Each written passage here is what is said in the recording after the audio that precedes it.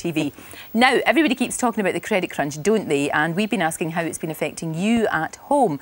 Lots of you got in touch with us online, and nearly 70% of you said that you were now cutting back on your food shopping. And not only that, though, half of you said that you're considering changing supermarkets. So this morning we've carried out our own price investigation to find out which is cheapest for you. And here with the results, home economist Jane Milton. Jane, you've been working very hard. Yes, we've been to the four main supermarkets and also to Aldi and compared on 10 basic the foods that we thought most people would have in their shopping. Sure. So, for instance, cornflakes. Aldi are the cheapest. They were at 59 pence, which is a saving of more than £1 on a Kellogg's product. So, if you weren't bothered about having a branded product, that would certainly be a very good one to do. That is a lot cheaper. Tesco were cheapest on tea bags. They were at 68 pence, which was a huge saving. But then that's because they're on a special offer at the moment. So until June the 24th. But it does highlight that going for the offers, looking at the offers, and places like Morrison's that have a lot of offers, you know, lots of money to be saved there. Reports in the news today that milk's going up in price again, 6 pence on the prices in the last year. And semi-skim milk, the cheapest on that one was Aldi again. At 78 pence, the rest of them at 80. There's also some stuff in the news this week about people changing to bags of milk, and then you get a reusable jug to go with it. It's meant to be more environmentally friendly, but whether we'll see anything coming through. Strawberry jam, something that a lot of people use again.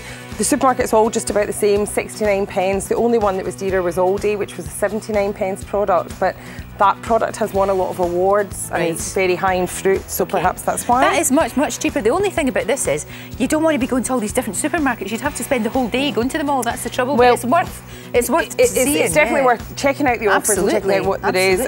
And things like washing up liquid, 44 pence, cheapest at Asda. But you know, that's 98 pence on Fairy, so that's more than half. And that's the kind of thing that people don't mind having a cheaper variety of, perhaps, whereas with other things like cola and things, they're a bit more sensitive to what brand they're using.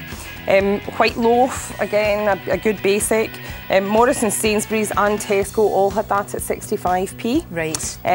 But you know, then if you're going to have a wholemeal loaf or a granny loaf, you have to pay a lot more. Baked beans, own brand baked beans had a lot of criticism a few years ago, but they've got a lot better. Aldi's are 22p, Heinz 53, so I mean that's a big saving again. And again, you know, places like Aldi, Lidl, very competitive on less well-known brands and the unknown brands. Maris Piper potatoes, the cheapest on those was Tesco at £1.39 in a 2.5 kilo bag, but you can save money by buying them loose. So again, if you can be bothered getting your hands dirty, it's worth it though. Money. And then beef mince, Asda, Morrison's and Sainsbury's all at £1.89. Tesco was more expensive at £2.59, but that was a steak mince, so but you know, that's a 500 gram pack. That would feed 4 of you if you made a meal with it.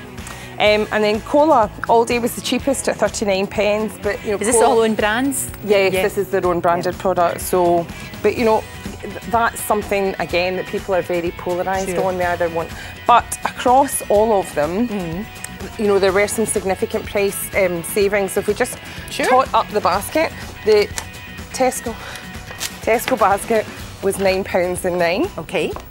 The Sainsbury's basket was £9.85. Morrison's, the same basket, £9.64. Then Asda, it was £9.73. And the Aldi basket came in at £8.82, which is a saving of over £1. But then that's only on 10 items. So obviously, if you were doing a whole shop, then do you think as long as you're not all that bothered about not going for, you know, as long as you're not that bothered about branding as such, if you're quite happy to have the cola that's the shop's own, or you're happy to have the cornflakes that are the shop's own, milk is milk. So you know that then is where you can save money. There definitely are savings to be made that way, and then just simple things like, you know, planning what you're going to eat so you're not over shopping and things like that. That's the thing. Seeing the old, my mum always says that. My mum says she spends far more now because you know, when I was little, she'd go to all the individual shops and you'd buy food every day. And you wouldn't be throwing so much of it out. No, because I mean, often you buy food, think you're going to eat in, and then your plans change, and it is just about having a bit of discipline. I think we all have to be a wee bit more sensible for so many reasons, not just saving money, but actually not throwing out saving so much food. Exactly. Thank you, love. That was great. Thank you very, very much indeed. Right, after the break, Tina's here with the soaps and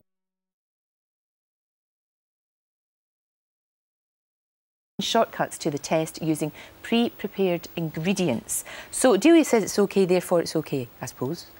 Well, I think to some extent we've been doing it for years, Lorraine. For example, if you were to make a chili con carne, you'd probably use canned red kidney beans and canned tomatoes. I think what she's done is, I think what's happening with the new sort of idea to cheat at cooking is that people are taking it one stage further.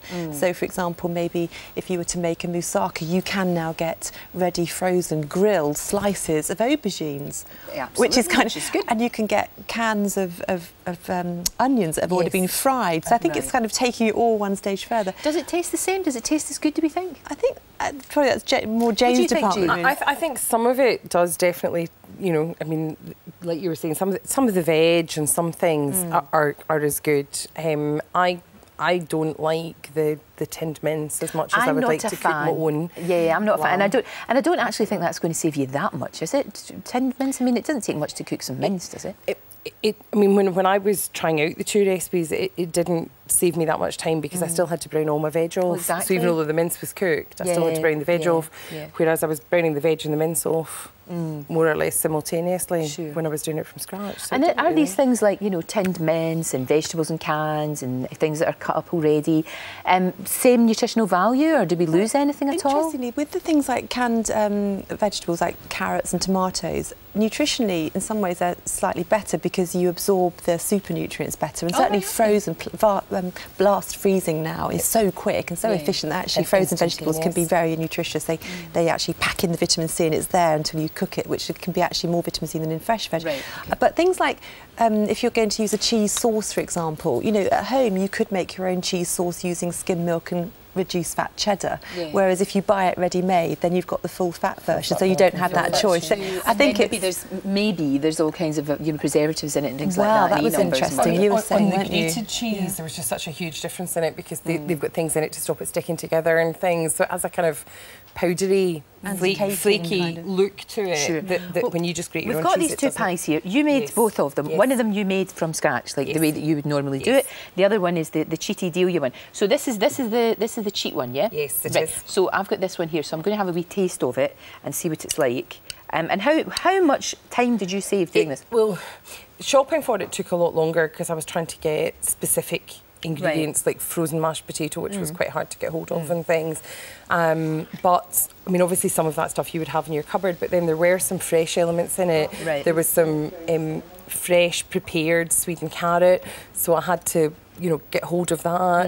And so it was quite a difficult shop because some of it was frozen stuff, some of it was fresh, and it was kind of difficult to get hold of it all. It tastes very sweet, actually. I think it tastes very sweet. Maybe there's a lot of sugar in the stuff that's. I think it might be in the mince then. Right, okay. It's okay. It's not, you know, you're a very good cook. Okay.